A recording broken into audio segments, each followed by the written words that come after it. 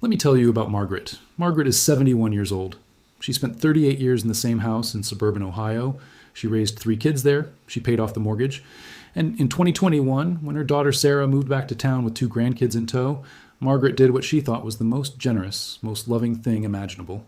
She gave Sarah the house, not sold it, gave it. Her financial advisor had retired. Her neighbor told her it was easy. She signed a quitclaim deed, handed over the keys, and moved into an apartment nearby, feeling like the best mom in the world. 3 years later, Margaret is being turned away from Medicaid. She owes the government $80,000 she doesn't have. And the house? It's been sold. Sarah needed the money. Now here's what I need you to understand before we go any further. Margaret is not stupid. She's not careless. She is one of millions of Americans who make this exact mistake every single year. And almost none of them see it coming. Because the mistake doesn't look like a mistake. It looks like generosity. It looks like smart planning. It looks like love. And that is precisely why it is so dangerous. Today, we are going to pull back the curtain on one of the most misunderstood financial traps in America.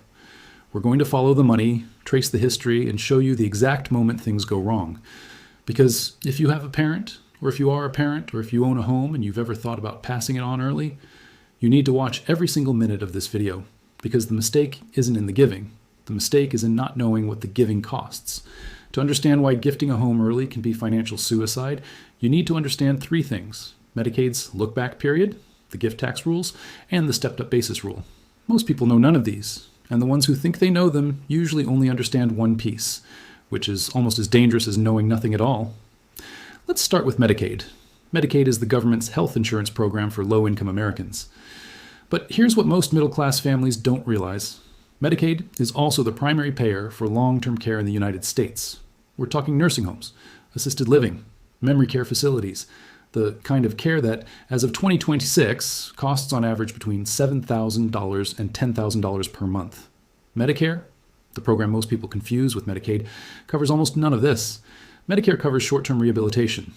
It does not cover long-term custodial care. So when mom or dad gets to the point where they need a nursing home, the options are pay out of pocket, have long-term care insurance, or qualify for Medicaid. Most people don't have long-term care insurance. Most people can't pay $9,000 a month indefinitely. So the plan, whether they realize it or not, eventually becomes Medicaid. And Medicaid has rules. Medicaid is means tested. You can only qualify if you have very limited assets, typically under $2,000 in countable assets in most states. A home can be an exempt asset while you're living in it, but the moment you give it away, the government takes notice. Enter the look-back period. The look-back period is a 5-year window, 60 months, during which Medicaid scrutinizes every financial transaction you've made. Every gift, every transfer, every dollar that left your hands for less than fair market value. If Medicaid finds that you gave away assets during that 5-year window, including your house, they calculate a penalty period during which you are ineligible for coverage. The penalty period is calculated by dividing the value of what you gave away by the average monthly cost of nursing home care in your state. So if you gave away a house worth $240,000 and nursing home care in your state averages $8,000 a month, you are ineligible for Medicaid for 30 months, 2.5 years, during which you need to pay for care yourself. Care you can no longer afford because you gave away your primary asset. This is the trap Margaret fell into. But wait, that's only problem number 1, because there are 2 more. And together, they form a financial catastrophe most families never recover from. Part A.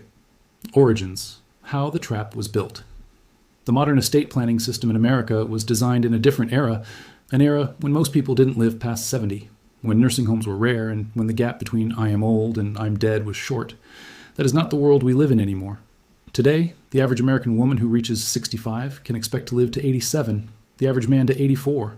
And here's the number that should stop you cold. Nearly 70% of people turning 65 today will require some form of long-term care before they die. 70%.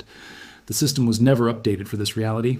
The look-back rules were strengthened in 2006 under the Deficit Reduction Act, one of the most significant and least discussed pieces of financial legislation affecting ordinary families in the 21st century.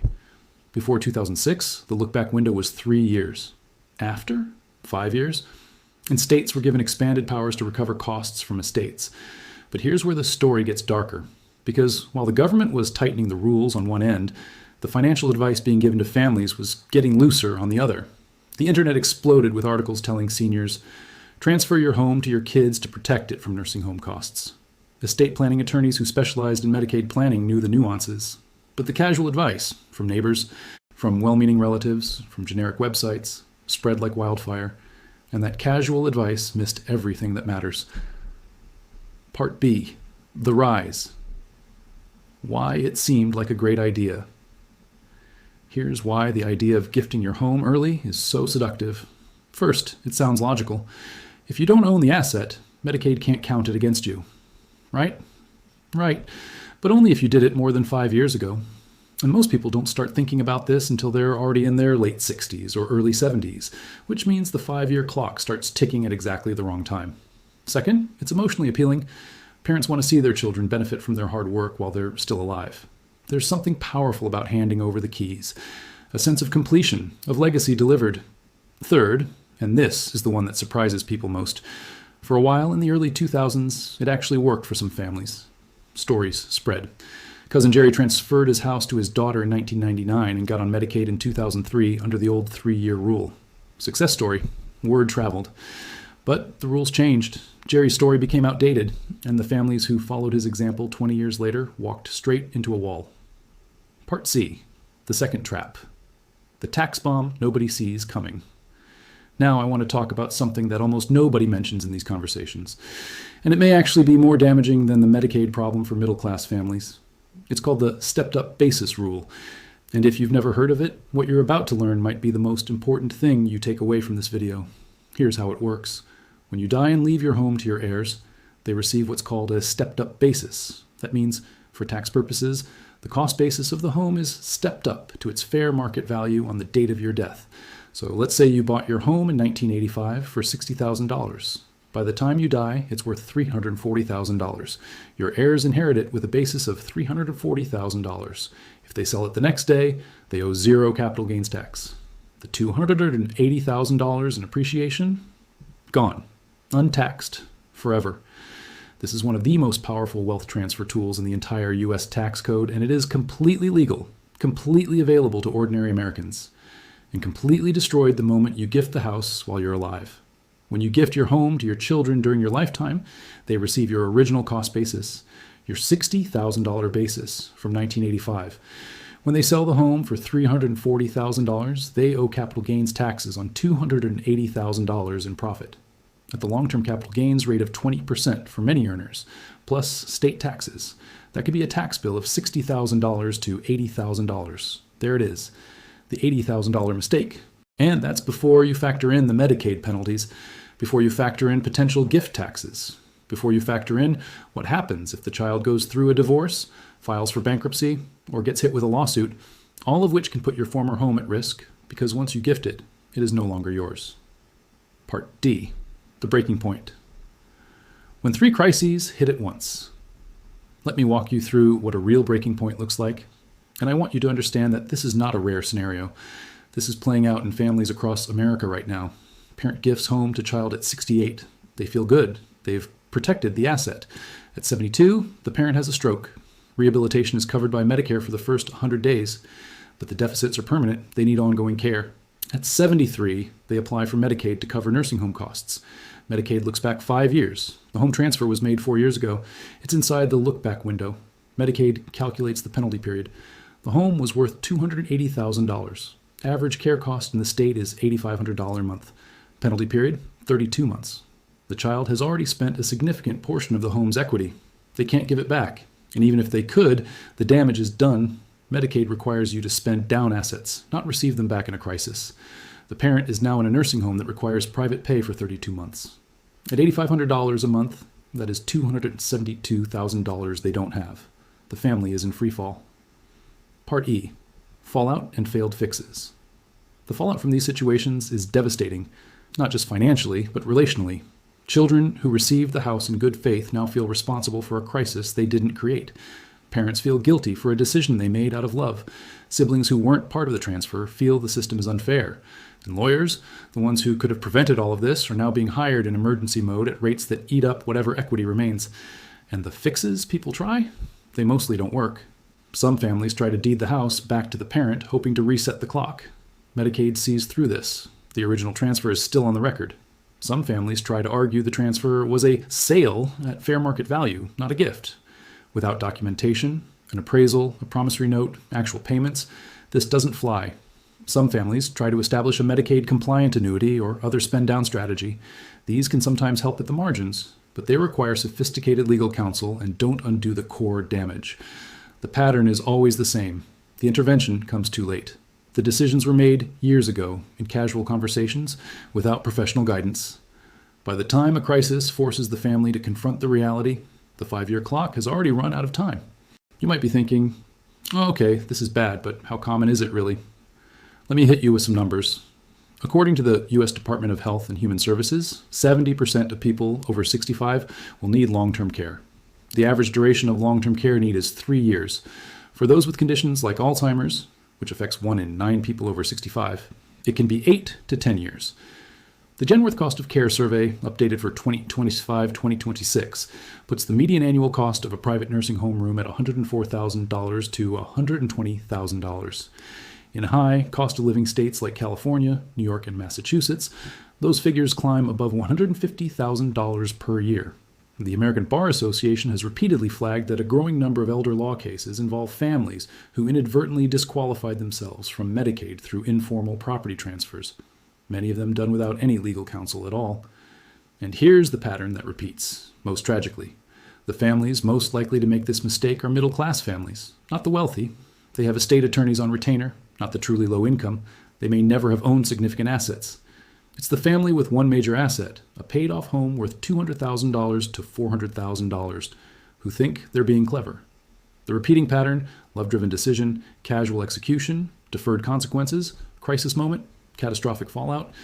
And in 2026, with housing values still significantly elevated from the pandemic-era run-up, the stakes are higher than ever. The home that Grandma bought for $80,000 in 1990 is worth $420,000 today in many markets. That's not just a family asset. That's a Medicaid penalty bomb waiting to go off if handled wrong. All right, we've covered a lot of ground. Let me give you 3 clear takeaways that you can act on immediately, because information without action is just anxiety. Takeaway 1: never transfer property without talking to an elder law attorney first. Not a general practice attorney, not your neighbor who did something similar. An elder law attorney, specifically one with expertise in Medicaid planning. The consultation typically costs $200 to $500. The mistake it prevents can cost $80,000 or more. This is not optional due diligence, it is mandatory. An elder law attorney will look at your specific situation, your state's Medicaid rules, which vary significantly, your asset picture, your health history, and your family dynamics. They will tell you exactly what options exist and what the trade-offs are. The most common alternatives they'll discuss include irrevocable Medicaid asset protection trusts, sometimes called MAPs, which, if established well outside the look-back window, can protect home equity while preserving favorable tax treatment. They're not right for everyone. Takeaway. 2. Understand the stepped-up basis. Rule before you do anything, carve this into your memory. Assets passed at death receive a stepped-up basis. Assets gifted during life do not. This single distinction is worth tens of thousands of dollars for most families. If your parents' home has significantly appreciated, and in most of America it has, the most tax-efficient transfer is almost always through inheritance, not gifting. The capital gains tax elimination at death is a legal, legitimate wealth transfer tool that disappears the moment you gift the asset. Talk to a CPA alongside the elder law attorney. Get both perspectives. The interaction between estate tax law, capital gains tax, and Medicaid eligibility is exactly where catastrophic mistakes live. Takeaway 3. Start planning at least 5 to 7 years before you think you need to. The look-back period is 5 years, which means any Medicaid-compliant planning strategy needs to begin no later than age 65 to 68 to be fully effective before the typical age of long-term care need. Most people don't start thinking about this until there's a health crisis. By then, the 5-year clock is already a problem. The families who navigate this successfully are not smarter than the families who don't. They are simply earlier. They had a conversation at the kitchen table 5 years before anyone thought it was necessary. If you are 55, 60, 65, this is your moment. Not because it's urgent in a panicked sense, but because it is urgent in a strategic sense.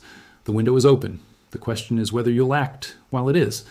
I want to leave you with something that goes beyond the numbers.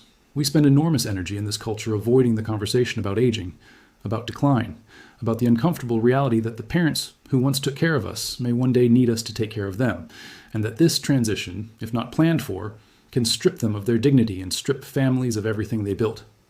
The $80,000 mistake is a financial error, yes, but it starts as an emotional one. It starts with the avoidance of a difficult conversation. It starts with, we'll figure it out when we get there. And here's the question I want to leave you with, because I don't think there's a clean answer, and I think sitting with it matters. How much of what we call financial planning is actually just a delayed version of grief management? Because when you look at Margaret's story, when you look at the story of any family that waited too long, what you really see is people trying to avoid accepting what's coming. The gift of the house wasn't just a financial decision. It was a way of saying, I'm still here, I'm still providing, everything is still okay. And that impulse is human. It is beautiful. It is also, without proper guidance, deeply destructive. Plan with love, but plan with clarity too, because the most loving thing you can do is make sure your generosity doesn't become someone else's crisis. If this video gave you something to think about, here's what I'd ask you to do right now, before you close this tab. 1.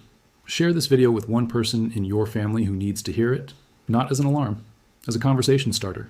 Tag a parent, tag a sibling, drop it in the family group chat with a simple, we should talk about this. 2. If you've already made a property transfer in the last 5 years, please book a consultation with an elder law attorney this week, not next month, this week. There may still be options, and time is the variable you can still control. 3. Subscribe and hit the notification bell, because this is part of a series I'm building on the financial mistakes that destroy families from the inside, the ones that happen in love, not in carelessness.